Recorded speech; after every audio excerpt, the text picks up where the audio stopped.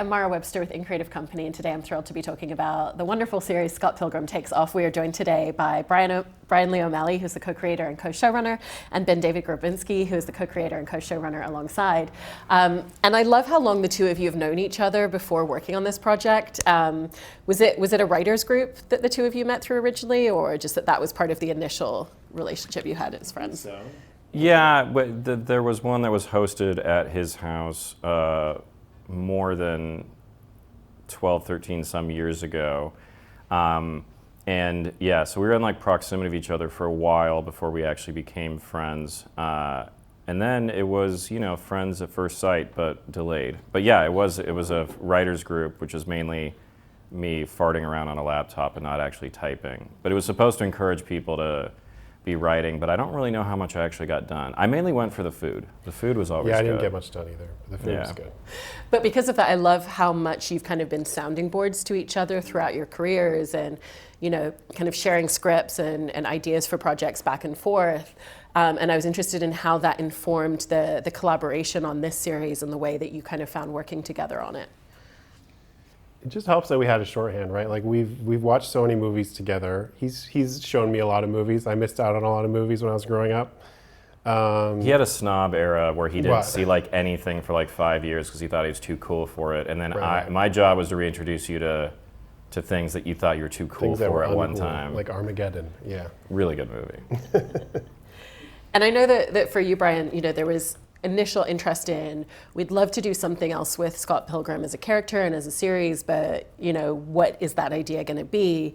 And BenDavid, you were kind of the one to be like, okay, like what if Scott loses the first battle and then it's actually more about Ramona, and that was just kind of over dinner and banding ideas back and forth. And once you kind of had that spark of that idea, how did that then lead into the way that you kind of figured out the structure of the episodes and the overall journey of it? Well, the thing that was lucky is we knew the ending kind of emotionally and what the resolution was, and we knew how it would start, and there's a lot of ideas that I had for what would happen between, and the fun of it became kind of creating a path through it, where in our initial conversation, I was like, they should have a movie about Scott in the show starring Lucas Evans. I don't know why I mixed those two. An actor playing an actor. Yeah, and we had a bunch of ideas, and then it just became really fun just sitting down a bunch in the office at his house and just thinking of ideas, and we're always like surrounded by anime and manga and all of his favorite stuff, and we would just sit and talk about things and then like go in the other room and watch like a pilot of an anime show, and we just collected a bunch of ideas until we felt like we had enough, and we just started trying to find our way through it. And it was like it was a lot easier than I expected, but also difficult too, because we wanted it to be really interesting and surprising. And I always felt like the best thing about working with Bryan is he knows what Scott Pilgrim is. So every time I come up with a new idea, if he liked it, that's good. And sometimes I come up with something and Bryan's like, I don't like that. And you say, well, he created that universe. So like if he thinks that joke doesn't work, then we're not going to do that. Right. I define what it is, but I really don't know what it is until I see it and I like it or not like it. So you don't know what it is until you don't like it. We're fumbling in the dark and finding the good stuff. You just have kind of like an intrinsic sense of... Yeah, a gut instinct, yeah, for sure. Yeah, because the goal is to make it seem like everything was Bryan's idea even when it wasn't. It should feel like the guy who did everything you loved also thought of every single aspect of it. And it's like an easy filter but because we've known each other for so long, no one's feelings are hurt in that way. So one of us can like say we really don't like another thing, and then the other person doesn't like stew for several days and feel insulted. We had a good arguing method down. Yeah, I think it helped us a lot. Yeah. And I mean, it's so many years have passed since you were working on the books, and what's the difference in working with Scott Pilgrim as a character in this universe that you created, but kind of through your current lens with all the experience that you bring to it now? Yeah, we had to look at it from now. We couldn't, I couldn't personally like time travel back to how I felt in the 2000s and how the world felt to me. And plus we're working in this medium that we've never worked in before, and we want to be open to all these new collaborators, these animators who are so brilliant, and let them do their thing. So we kind of structured it around action and open concept kind of planning. Yeah, and you had a mixture of a guy who's never done Scott Pilgrim before and a guy who's done it for, a couple months now, I think. Like, when did the first book come out? Was it like last year? It was, yeah, it's actually the 20th anniversary this year. But I think you had, like, I came in it excited and none of it felt stale to me. And I think also just the thing of, like, life experience just really helps. Like, when you're writing something when you're 23, it's really cool because you know what it's like to be 23. But when you're writing something and you're older, you know what it's like with perspective, and you can kind of try to add some more nuance or emotionally complicated things to it. Because at the end of the day, we want to make something that's for kids and also for people who grew up with the book or the movie or the game at the same time, which is sort of a difficult bullseye to hit, but I mean, I feel like we most likely did. I feel pretty good about that. But I think that because it needs to work for someone who is 18 and never had a serious relationship or never had their heart broken yet, where this stuff is all new to them personally. It couldn't just be for people who are, grew up with the book. It needed to be both from our perspective. Right, because you get that idea at the beginning of the series of, like, you see kind of Scott and Ramona meeting each other and just that initial spark and interest and everything's perfect and beautiful seeming. And then because you have the time travel element with, like, future Scott just feeling completely beleaguered by life, what was that experience of kind of, like, looking at the much older version of Scott and, like, how has the world weighed on him in this time? I mean, the whole thing is kind of like, we were able to take more of a top-down approach just because of the age of the story in some ways. Like, anyone can look it up on Wikipedia and read the plot beats. So it was kind of a way of compressing time in order to, to look at these characters on a larger scale, I think. The thing that's been really exciting, there's a lot of people who've watched it who've never seen another version who didn't know that it was new, which was really the hope. Like, if you know it really well, you think, well, obviously this feels like it's a new thing or it's a sequel or whatever. But there's been enough people who've watched it and never seen any other version where, like, if you tell them, oh, actually, no, everything is different after this point, they're surprised, which feels good because we didn't want it to only play in that way. Yeah, again, I guess it's just a very weird bullseye we were trying to hit. It plays a lot of different ways for different audiences. Yeah, it's got many shows layered in within the same show. And with the fact that you've told this story in a way where in essence you're taking Scott out of the story for multiple episodes and kind of focusing more on Ramona, how did that completely change the lens and the perspective of the way that you were opening up this world? I mean, to me, that was the most brilliant thing, was just to take Scott out for a while and see what makes the other characters tick, because he's sort of obviously the protagonist, and then he drives all the action circles around him. When I was young and writing it, when I was 25, like, that was pretty much as far as my brain power went. But now that I'm older, I've had so many experiences, and we have BenDavid here writing with me. It's like, I don't know, we have much more of a breadth of knowledge of how people work, I think. And I just think that to me, the most effective thing about Scott Pilgrim as just a world is the fact that everybody is interesting. And I wanted a way to be able to just spend more time with the other people, and that was the most exciting idea to me, was to go on these tangents where we're hanging out with everybody else and then eventually circle back where you get more Scott than you could ever hope for or want. But that was just the exciting thing. It's like, well, how can we have everyone else just get to do a lot more stuff? And because you kind of have these episodes where we're with each of the evil exes, I love that they kind of each have their own style and sensibility to them based on who the character is that we're focusing in on and kind of learning more about. And so how would you kind of sit with, okay, if this is the ex that we're with in this episode, what's the style and sensibility that we want for this particular? Yeah, that's a good point. I mean, I think I always looked at Scott Pilgrim like it was the genre it was because it was Scott's story. We're inside his head, so we get this action video game thing. And once we expand outside of his head, every character sort of has their own genre. Like, obviously, Lucas Lee is like a backlot movie, backstage comedy intrigue thing. And then, we're able to just take each character in their own direction. Yeah, and it was fun to me because so much of the original book and movie is like band and music centric, and our show is very music centric. But you get to deal with these other creative fields which feel organically right, like movie stars and musicals and plays and all these things. It still feels like young creatives who are like aspiring and trying to, make it. So all those things still feel right for it, and it was just nice to kind of go in some other directions. And I love that you're bringing up the music, because the music's fantastic. And I think to that point as well, you were saying, it's not just one genre of music that is the sound of this series. And so what was that journey of finding the different kind of like sounds and tones that you wanted the audience to experience? Well, it's everything that we love, and that became it's very gut oriented, where it would come from both of us, as like every needle drop was something that just the two of us chose and we argued about. And they end up being almost like 50-50 if you really go through between like whose idea was what, in a way that is exciting.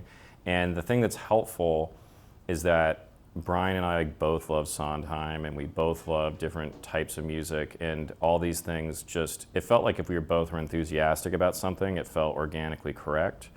Right. Well, and then obviously we got Joe Trapanese and Anna Monoguchi to do the score. Yeah. And they're just so versatile, so interesting together. Yeah, and it felt, everything was just very gut oriented. It's just like once something felt right, we would just go with that. It's not always intellectual, and everything goes in so many weird directions, where like some music is inspired by like video game scores, and some is just from like action movies, or the basketball scene is sort of like a 90s Nike commercial. There's all these things that it just sort of like once something felt right, you just move on. Otherwise, you'll just never finish anything. And I wanted to talk as well about developing the sound design in the series, because by creating an animated series, it's like you can kind of lean into sound design in a very different way and allow it to be a little bit more heavy in certain spaces, but you don't want it to kind of always be turned up to 11 throughout the entire landscape of the series. So how did you set about creating that? Well, as much as I'd love to take credit for everything in the show, and I love sound, and usually I'm extremely obsessive about it, like our team in Japan like really was like on like 99.9% of it was them. It's like before episodes we would kind of write a document of like things we were thinking and stuff, but they would just be off and working on stuff like crazy, and then we'd hear it and it was incredible. And they were kind of going based off their experience of making anime, which was also very important to us, as we didn't want this to feel like it wasn't anime at any time. And these are guys, like they do that for a living. They've all done a million shows we love and movies, and we worked on the music, and then they would work on the sound, and then once we'd like hear the things combined, it was always really exciting. And the thing is also, the movie has established kind of a sonic landscape. There's the sound of video games, and then also the literal video game of this, and I think they found a really good balance of making it feel like Scott Pilgrim, but also just it did have like a very anime thing to it that I can't even like put my finger on. Yeah, they just have like old school methods that we don't quite understand that are just, they make it feel like anime. Yeah, we went to Japan for the first mix, and a lot of it was us just sitting in the room and kind of observing their process. It was just fascinating, and they all like, everyone has their own little division that they're like just put everything into, and it just really felt like they cared a lot, which is all you can really ask for. That's amazing. And even just kind of in collaborating with them on like the specific anime style of like expanding and building the world out further, did you have a sense of what you wanted that to look like early on, or was that very much a collaboration with the team in Japan? The visuals, I mean, yeah, it was very much their work. Obviously they studied my books and things, and they studied the movie, but yeah, we would just get character designs, world designs, and we would just be blown away every single time. There was very few notes from me. Well, I remember, you don't know exactly what the process is going to be or how much of it is going to be kind of evolving, and then we got our first thing that wasn't from the books, which was Gideon's Lair from the first episode, and I remember seeing it, and Mal, our assistant, has a photo of it that I didn't know she was taking at the time, and I looked like a kid who just won like a lottery or just got the best toy for Christmas, where like they put it up on a screen like projected, and it was so exciting. You're like, okay, we're in great hands. It's like the second we gave them something that had nothing to do with the books, they found a way to do something that felt like the books but also felt like the coolest anime location ever. And they like, episode 4 takes place at a fictional movie studio, and they came to LA and then visited like multiple studio lots and took photos and did research, and then they like come in and say, well, we kind of like this from this lot and this, and we're going to kind of mix this, and they would send us like 3D designs of everything. And every time, I'm like one of the most opinionated people in the world, and we really would end up just being stuff like, well, what if they had this kind of poster on the wall, or what if they did this, or what if we could do this thing? Like we would kind of adding ideas, but really it was always so cool, and it felt like they were more of an expert on Bryan's look than Bryan is. Like they would put things like on a shelf, and you'd be like, oh, I think I drew that like 20 years ago as like just this little knickknack that's on there, and then it's now in the show. Yeah, they had a lot of attention to detail. Yeah, and unfortunately, like they did go to Canada to visit these places, but so many of the things are no longer there. But they still just wanted to go get like a feel for everything. Yeah. I also love in terms of character, I've heard you both kind of talk about the fun in writing a character that's the opposite of being heroic in a lot of ways. But it feels like that transcends into kind of all of the characters in the series. And so how do you feel that idea of writing and creating Scott Pilgrim in that particular way, where he's a bit of an anti-hero in a really delicious way, also carried through to the rest of the characters in the series? Well, this time we're playing with the evil exes, and they're all ostensibly evil. So it's like they have a base level of being kind of contradictory, and we're trying to find the goodness in them in some ways. And a lot of them are like charmingly stupid. It's fun to write people who don't always make the right choices or don't even know they're making the wrong choice. It's dramatic and funny. And I also just I think there is something that's very endearing about these people trying to make their way in the world and just stumbling around and kind of failing a lot. Because at the end of the day, most of these people do mean well. At least that's kind of like our intention, which felt like a more fun perspective than kind of exploding everyone. Yeah. It's like, what happens if they don't get killed by Scott? We find out that, they're trying. They're not that bad. Yeah, let's dig in deeper. Yeah, it was really fun. I also, I love the comedic sensibility of the series as well, and even just down to like the most tiny, minute detail on screen that can be part of that. Like one of my favorite details is just the film clapperboard that instead of saying Edgar Right says Edgar Wrong. Mm-hmm. And so how do you set about making sure it's not even just the dialogue that kind of carries that sensibility, but the way that you can kind of use the mise en scene in the background as well? It's just a lot of notes, a lot of watching the scenes over and over and trying to see where we could add something like that. Or there's a lot of stuff that was like from the beginning was a plan. Then sometimes like they'd send us something and we'd say, oh, can it say this or can it be this? Some of that stuff was just like so interesting because we would like the clapperboard would be in the script, but then they would send us back a bunch of photo references for different types. And then when you see it, you're like, well, I guess we just want to have the director and DP. And then we like would make a list of funny names, and then we talked to Edgar, and then Edgar chose Edgar Wrong because people had called him that as a joke when he was a kid. Mm-hmm. He's like, well, it has to be Edgar Wrong, and then I picked the fake DP name. And a lot of that stuff, it's like, if there's something that only makes like 3 people laugh, that can be my favorite thing, and 2 of the 3 people are us. But with those things, it's like, it's really fun to just plus things in that way, where something is already kind of amusing and you're just like, well, what if this guy has this? Or what if his t-shirt says this? You can just kind of make your way through it. A lot of it, though, happened in the early stage, because what would happen is we would be sent character designs and location designs and then like prop designs. And whenever they sent us stuff, we would always try to think like a few levels ahead of like, what was going to be happening in that scene? Is there anything we can do here that might be funnier or like help character?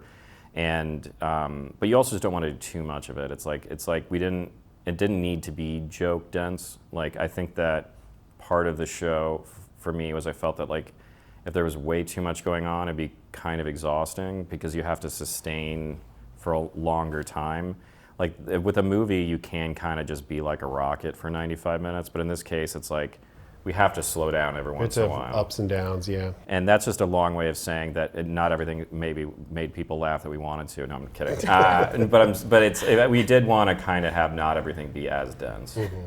I love that. Well, it's such a fun series, and I think it's such a great way to continue expanding this universe that you created together. So congratulations on the series, and thank you so much for sharing all of this. Thank you. Thanks.